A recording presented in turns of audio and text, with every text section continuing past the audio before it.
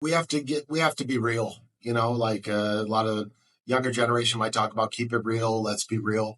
I think we have to get rid of pretension, and we have to just be human beings with each other. It's a lot easier to communicate and be with each other when we're kind and when we make each other comfortable. When you're comfortable, communication is more comfortable. You know what I mean? When you're awkward and you're not feeling good and the social environment is tense, communications aren't good.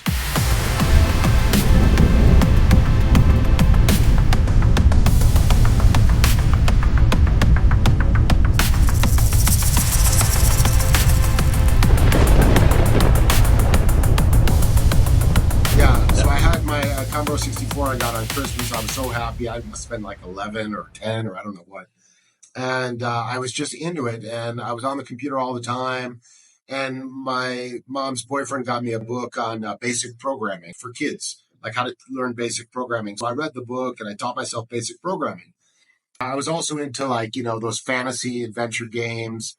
My mom was a key punch operator. She would type them in from the machine language for me on the Commodore, and then I would have a game. When I would play that, I was addicted to those games when I was very young.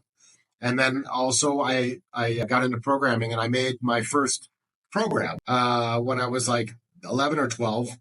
And it was called Talk. And it was basically AI. It was ChatGPT, but I called it Talk. Chat, Talk, it's the same thing. Talk 1.0, Talk 4.0, who knows? But it was so rudimentary. It was basic language. It wasn't based on a neural model or anything like today.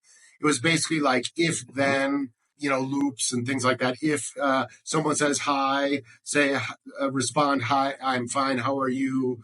Do you want to play a game? And then it would give you like 4 options. Very rudimentary, but the idea was AI. It was like I wanted someone to talk to. And so in some way, I feel that connection. That was also why I wrote the book, because I was like, shit, this was the first thing I did as a kid was to try to make some kind of a talk program that can talk to you and be your friend. And that was way back in like 81, 82, something like that. So I got into it then. I was into computers at that time. And then at some point, our Commodore broke and we never got it repaired. And like a couple of years went by, and by the time I was able to have another computer, I lost interest. And I went on with my life and started skating and dyeing my hair and piercing my nose and whatever. Life went on. That's right. I don't even know what happened to mine. Yeah, I had the VIC-20 and the tape machine. I remember you would get the book. I remember my dad and I staying up till 2 a.m, copying the code from the book and hitting enter. And you got like a ball with like 2 lines that looked like wings. And we were just like, yes. And that's all you got. I think those kind of games might be coming back, like Atari and stuff, like the original version. I mean, I think it's like, I'd love to try playing it. I almost would be more interested in trying those games than the new ones they're using now, but only because I know the new ones look very addictive. And I don't want to spend my time on that. I've got a lot of other things I got to get done. I don't need to be sucked into that vortex. Yeah. AI can feel intimidating with all its technical jargon and possibilities. How did you approach making this subject approachable for readers who are just starting out? Well, I would say 2 things. First of all, I started at the beginning. I gave a little historical background of the development of AI, very brief. I didn't want to go into a long history. That bores people unless they're really, academic about it. So I gave a little history of how AI developed. And then I kind of went basically into the fundamental concepts of AI. Like you mentioned, the acronyms, like, a lot of people talk about AI means artificial intelligence. But there's actually 3 types of AI that a lot of the experts discuss: ANI, AGI, and ASI. So I kind of started with going over the basics. You got to know the vocabulary. You got to know the basic terms of AI, the basic terms in, robotic systems. So, for example, those basic terms like AGI or ANI means artificial narrow intelligence. And this is like some AI that's very good at like one thing.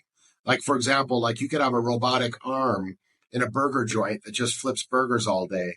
And it makes adjustments based on its camera, and it knows where that burger is, and it grabs it. It's really good at flipping burgers, but it can't have a conversation with you. It can't talk about the secrets of the Knights Templar or anything else. It just flips burgers. But it was a kind of artificial intelligence. It was an early rudimentary form of artificial intelligence that's called artificial narrow intelligence, ANI. Most people say that we're still in the realm of ANI artificial narrow intelligence, even with ChatGPT, although it's debatable. I personally feel we're already in AGI, which is artificial general intelligence. That's where, and people have different definitions of it, but for me, it just means that the AI is smarter than pretty much any person. And I would say we're there. I mean, I don't know of any human being that I can ask such a wide spectrum of questions to, and they can have such an articulate answer for basically almost anything. I don't know anybody that has that kind of knowledge ready in their head in this world that exists. And in Yes. and in Yeah, seconds. exactly. It's just crazy and so well organized right off the bat. So for me, we're already in AGI. Some people say, well, no, we're almost there, blah, blah, blah. But that would be AGI, artificial general intelligence, where the computers or the AI is more intelligent than maybe the most intelligent person in the world. And then there's ASI, which is a realm that people speculate about, artificial superintelligence, where the AI becomes kind of like your genie, that you let out of the bottle, and can even talk about God at a level that's mind blowing, and not just a regurgitation of religious concepts we already know, but could actually innovate and come up with a whole new Bible, for example, that would be profound, and perhaps people would follow that more than the one we have now. So that would be in the realm of ASI, artificial superintelligence, where what's coming out of the AI is truly shocking for people. That's the way I would describe it.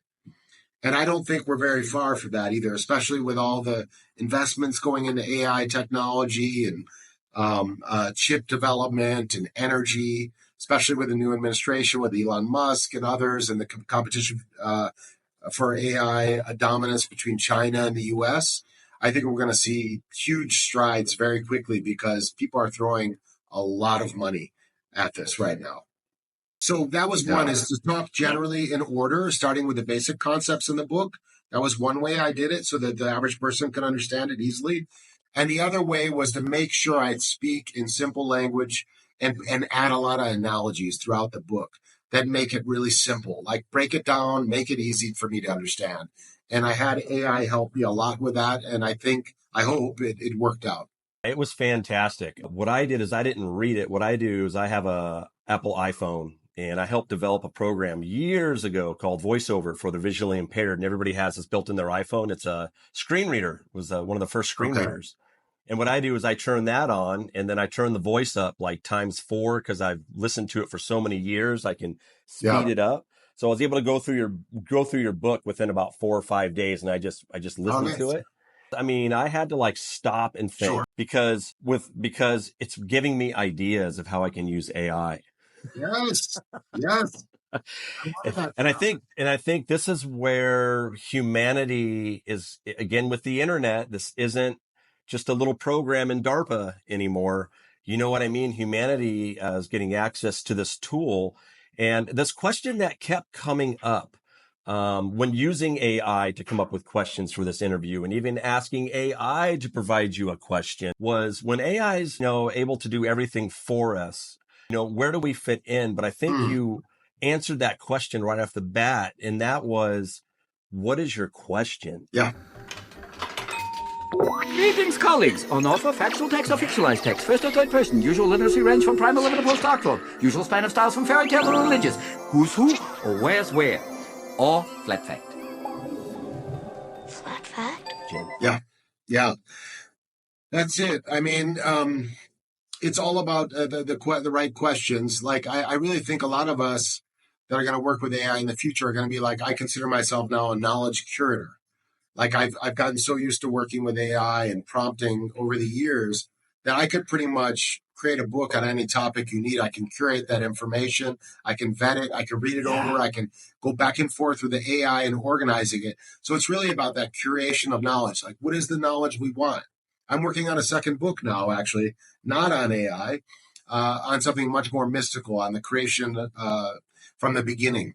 Like Genesis, where we all came from, and the waters of chaos, and how we came out of those waters of chaos, and how the first God emerged. And I'm working with AI to do that. And I'm still in the research phase. There's a lot of kind of mysteries I'm trying to crack, but a totally different book, not about AI, but I'm also working with AI to help curate that information and understanding. So yeah, the questions we ask will be very important. And I often wonder, like, what is the question I'm not asking? You know what I mean? There's probably some question that we're all not thinking of yet. And the first person that thinks of that question could have some great success because they're the first one to thought to ask that question to the AI. So that's the kind of thing we have to think about in the future. What are we not? So curiosity is going to be in the lead in the future. Curiosity, and those with curiosity are going to have great results with AI. I'll give you a quick example of curiosity, how I used it. So I took all the data I could find just for fun. I'm not really into the UFO stuff, but just for fun. Yeah. There's a lot of data on the Roswell UFO. So I went into AI and I provided it, the bismuth material, the aluminum, the silica, how that all comes together, the 0 point vacuum system that creates a terahertz, that creates a plasma ball, da da da da da da da da, and just kept programming it until it finally, spit it out and said, "Yeah, this could work." Yeah. Just having fun with it. And I think that's important. I actually talk about in the book that there's kind of like two types of people right now. There's people that are actively using AI daily just for personal curiosity and interest and sometimes for work also, but they're always kind of thinking, let me check ChatGPT. And there are others that are still like in that Google phase where they're still like, well, let me look it up on Google. And they don't think to look at ChatGPT. Or maybe they played with it once and they were like, yeah, it's kind of funny. It's not accurate, blah, blah, blah. And then they dumped it. They never explored for it. Yeah. And those people are going to get left behind, honestly. And the ones that are using it daily and have that curiosity and that persistence with AI, they're obviously they see the value. That's why they're doing it, right? Yeah. And I think, honestly, those people, you're going to actually get more intelligent. So I believe that using artificial intelligence actually increases our own intelligence because you don't realize how much reading you're doing back and forth with ChatGPT. You're reading a lot. It might not be in a book format or in the Kindle, but it's still reading, and it's profound reading. So you're growing. You're learning. Yeah, you can really, with insight, centralize into the truth of things. One of my mentors, Dr. Daniel P. Brown, would always tell me, Briggs, there's no mechanism in your brain for truth. There's not like there's a switch in there that says, this is true. So where do you get your truth from? You really got to boil it down to the sun. And with AI, you can do it with lightning speed. You can say, hey, go look at this database and go look at this database real quick. This is the gold nugget I'm looking for in the project. Pull them out, line them up. Oh man, it is. You're so right. In Google, I mean, people that are still using that, you're using an 8-track. You're literally using an old 8-track. You know what I mean? So here is my WTF question for you. When I was thinking about, I get to hang out with Jeremy. Okay, here's my opportunity to ask a really good question. So I don't know how, but I stumbled on some advertisements for artificial chromosomes. So I started thinking, Neuralink, JFK files, whatever else is going on in the world, that is kids play compared to what I just saw on the screen. For the people that don't know what that is, let me just read. Even me, I don't know what it is. This is the first time I'm hearing about chromosomes. Artificial chromosomes? Okay. Artificial chromosomes, brother. Okay. So these are synthetic marvels. They are custom DNA packages. Designed to carry custom genes into cells, acting as vectors for genetic engineering. Okay, so I'm like, okay, how do we insert that? How do we insert it? And I went, oh no, AI is now the steady hand that can implement and install new artificial chromosomes. And then I start doing a little more digging. And then I find out, to our surprise, what we have found is that these artificial chromosomes can hold larger DNA sequences. Wow! So more information. So that was the deepest one I could come up with, man. That makes me think of like AI and artificial chromosomes could basically speed up our evolution, our physical evolution, potentially, and we could be evolving into another type of animal.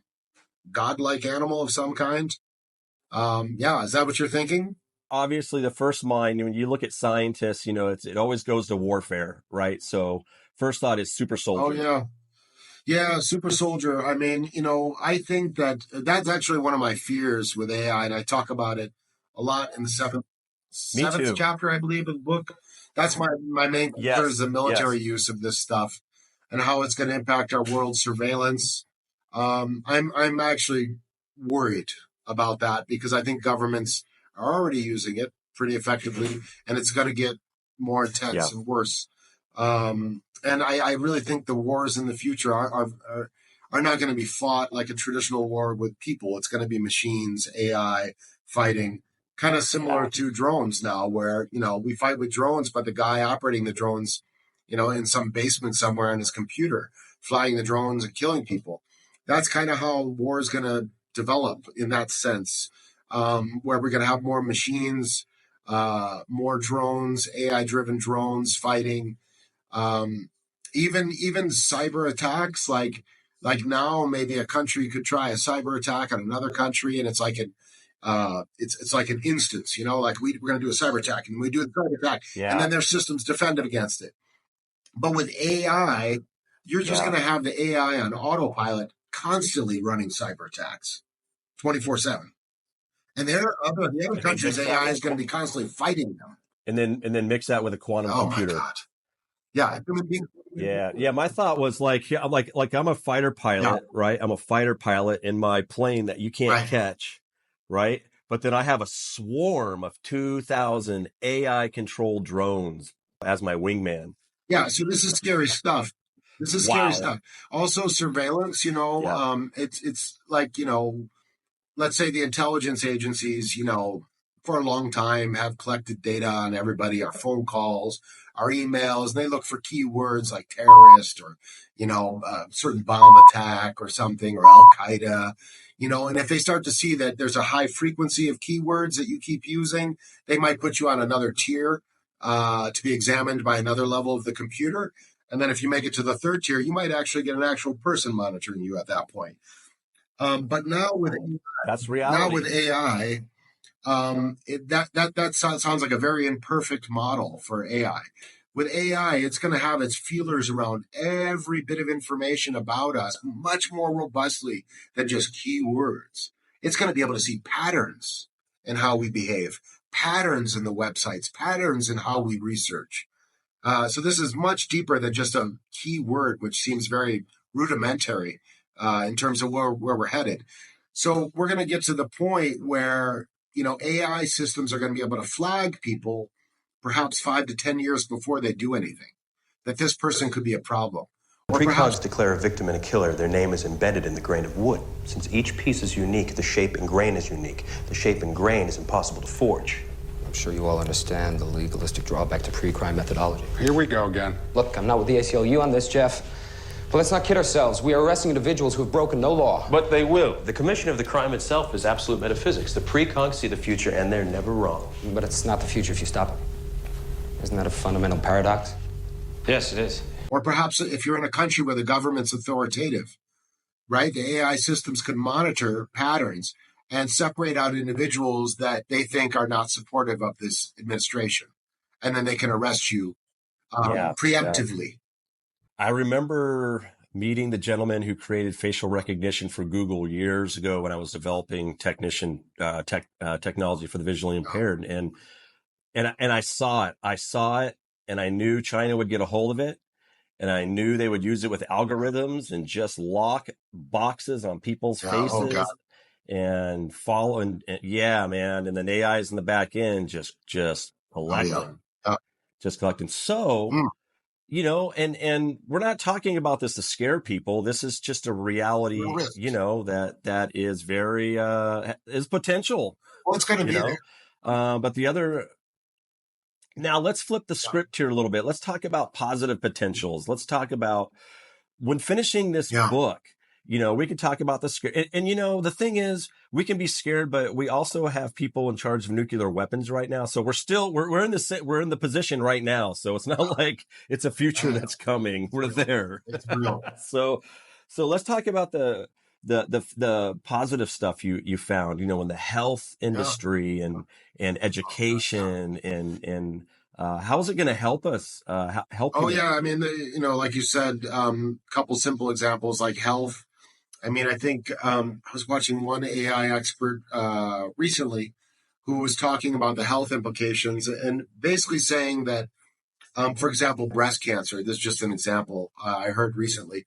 Like, you can have a mammogram done on a woman for looking for signs of breast cancer, and usually you can't detect anything until there's a little nodule or something that's, sign of growth of cancer.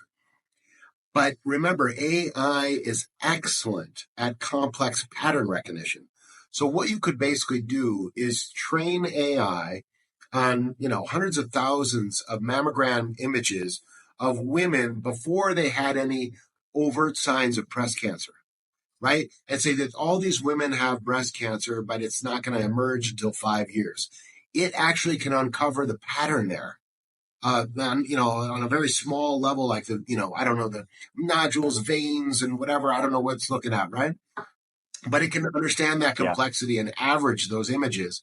And so basically, we're going to be able to do scans like of mammograms with AI, and it's going to know if you're going to have breast cancer in some years down the road, even though there's nothing there right now. But it sees the way the nerves are starting to tie up or whatever, and it knows that that's the sign.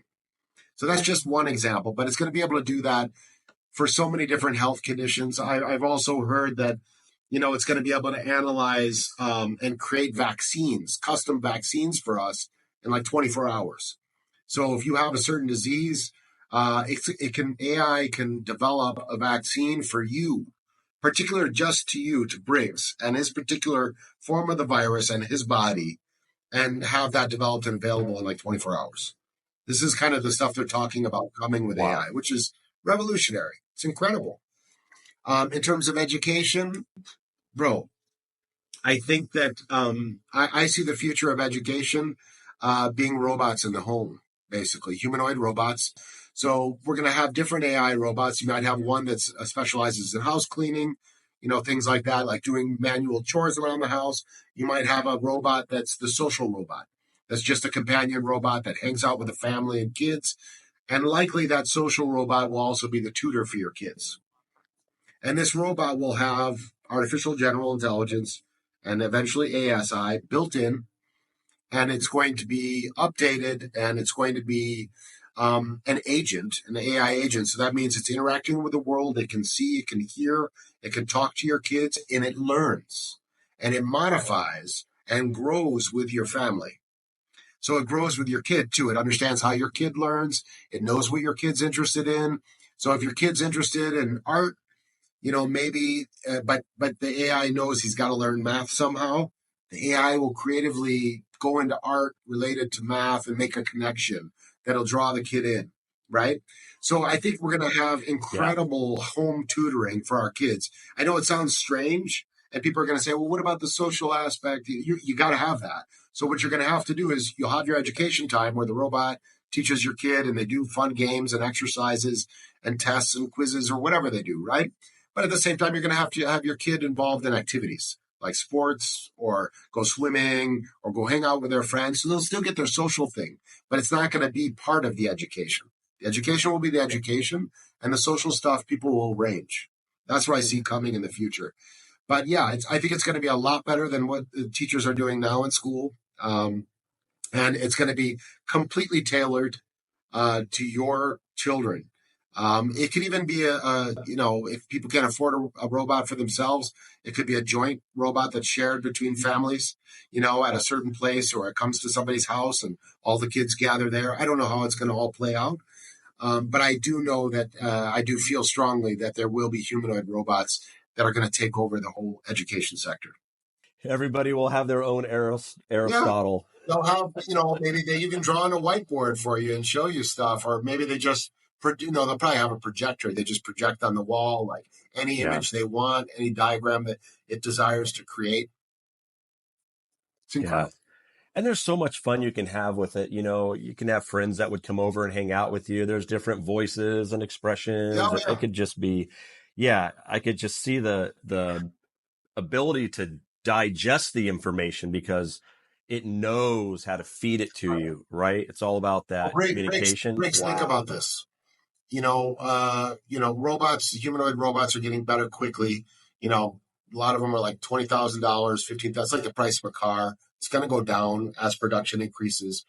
So eventually, you're going to have a robot that's going to be almost like your best friend because it's going to be able to talk naturally. There's not going to be a pause like there is with voice mode in ChatGPT now, where sometimes it like pauses, or if you interrupt it, it gets confused or whatever. That's all going to stop soon. And it's going to be just exactly like a person. You're going to talk in real time. It's going to have expressions. It's going to understand you. It's going to know what you're interested in. It's going to get your sense of humor. It's going to adapt to your personality. And it's going to become like, you're going to love hanging out with this guy. He's going to be your friend, right? Maybe you'll have a name. You'll even take him in your car. You go, your automated robot car, right? You even take him out, to the bar with your friends, and your friends will know him too. Be like, oh, you brought Roger. He's so amazing. Even your friends will like your robot because they like you. And so they're going to like your robot too, because he's going to be a lot like you because he's hanging out with you all the time, And sometimes your robot friend could be the life of the party also.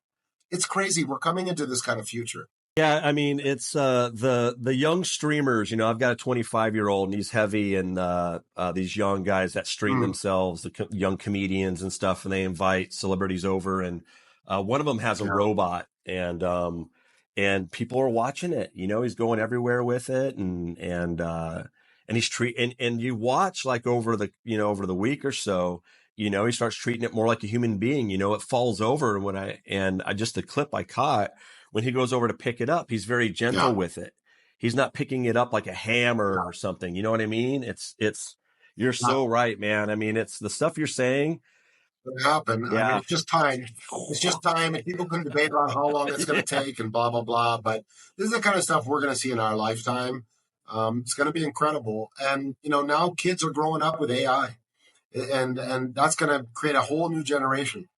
And they're going to be enabled to know a lot of things. They're going to have information at their fingertips. I remember when I was a kid, if I wanted to look up a topic, first of all, you couldn't even find much about anything esoteric in the public school system or the libraries. That was so hard to find. It was all very kind of mundane books. You could find the classics and stuff like that. But, you had to look. You had to use the Dewey Decimal Systems, the card catalog, and go find the book by the number. Now they just type in their question or they just talk to their phone. And immediately they get the whole history of the American Revolution or whatever they're interested in directly and instantaneously. I know. I could put together a presentation on the Rosicrucians, and what I could do is spend a month putting it together, going through all the books, using Google, or I could just have three really good questions. Yes. Three really good questions. Create me a presentation, put it in bullet points, give me some images. And then not only that, I'm reading it and learning. Yes. That's the thing. Oh, I didn't know that. Oh, I was wrong about that. Hold on. And you keep going down different rabbit holes when you do that too. You end up researching something on ChatGPT, and then you're like, oh my God, wait, what's this? I need now more information on this.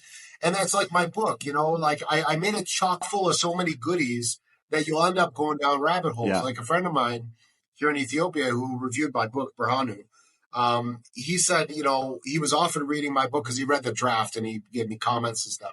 He said he was often reading my book and then going on ChatGPT and further looking up things I mentioned in there, maybe as an aside thing. And he wanted to know more about that particular thing. And so I hope that does happen with people. And I did do that intentionally. I wanted to make sure I covered so much juicy stuff that it was just chock full of goodies that you're going to find a bunch that you're going to really learn from in that book. And you're going to be able to further look into it as you wish.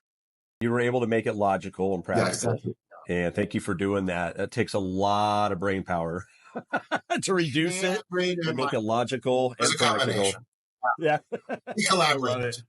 Hey, so let's so everybody please go get Jeremy's book. It can be your guide in the future. It is a kind of reminds me almost of using it like a glossary, to be honest with you. For myself, I can go in and I still check look something at it real quick myself. that I catch on. That's beautiful. That's awesome.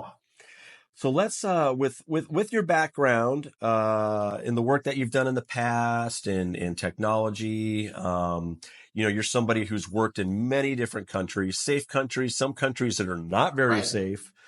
How do you think we can better communicate as human beings this day and age? Well, I think that we have to be real. Like a lot of younger generation might talk about keep it real, let's be real. I think we have to get rid of pretension, and we have to just be human beings with each other. It's a lot easier to communicate and be with each other when we're kind and when we make each other comfortable. When you're comfortable, communication is more comfortable. You know what I mean? When you're awkward and you're not feeling good and the social environment is tense, communications aren't good. And then misinterpretation can happen. Somebody could say the wrong thing because they're nervous or they're uncomfortable. So I really believe that good communication comes from a safe place. And how do you make a safe place? Be genuine. Just be normal. You don't have to pretend. You don't have to be fake or phony. Just be your regular self and make fun of yourself and have a sense of humor about yourself. Be able to laugh at yourself. You know what I mean? We're all so serious. So I think just being more relaxed, being more humorous, and just being real and straightforward with people. I think that's the best way we can open up our hearts and also to communicate better. I can't add or take anything away from that. Yeah, you get it. What? That's beautiful. Let's go. That's beautiful. I love it. I love it. I love it. It's so true. It's so true. Like with family, like how you communicate with family. When you're with the family, your kid, your wife, you're natural. Yeah. You're not Briggs trying to be somebody. You're just daddy or whatever. You're just the husband. You're the father. It's a very natural thing, and so we need to bring that naturalness out into our friends and to our regular life also, and not worry about pretending. In the year 2025, we know our science, we know the atomic structure, we know the quantum. We don't know what's beyond that now. We're swimming in molecules and hadrons, and we'll boil it down to light, and the light is appearing from somewhere. Something intelligent is guiding it, keeping it in harmony. With all your experience in life as an individual, when you look out here, what do you think is going on out here?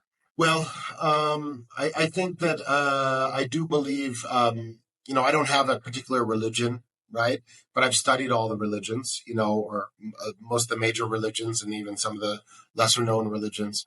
But I've never really felt comfortable being in the box of any dogmatic belief. But I've gotten a lot of good takeaways from all my spiritual studies and mystical studies.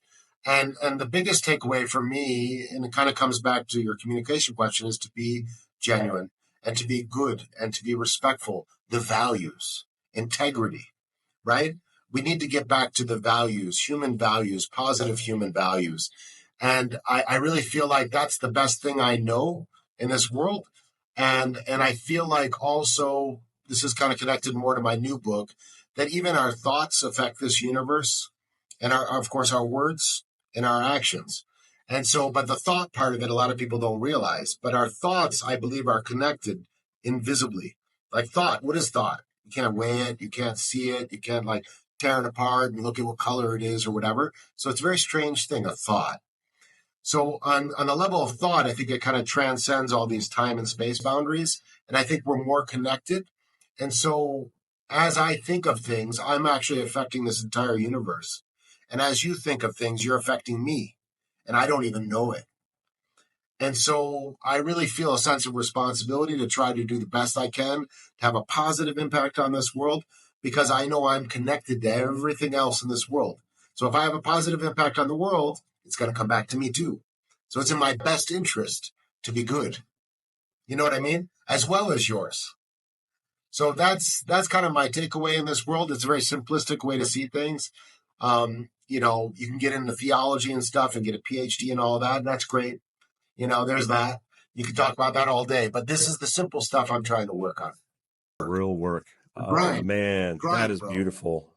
I am right there with you, my brother. I'm right there. Well, that was beautiful. Again, I can't add or take away from that at all. That was wonderful. Thank you for sharing that.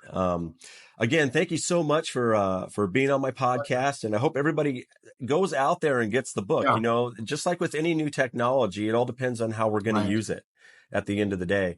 And the question is, how are you going to use it? And this book is going to get you ahead of the curve of everybody else. Trust me. After reading it, I feel like Neo from the Matrix. I know AI. Bless you, man. Thank you so much.